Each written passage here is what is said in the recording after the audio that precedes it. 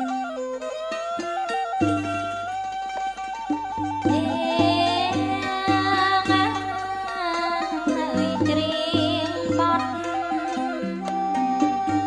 រៀងបទជាកំសែងលោកមហាចាត់ចាញ់សែនជួតមេបានអត់ធូបអត់ទៀនមានមហូបម៉ាយត្រៀបត្រា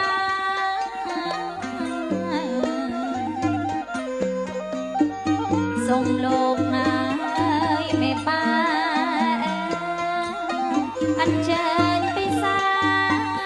តាមការចង់ណាទីលោកអា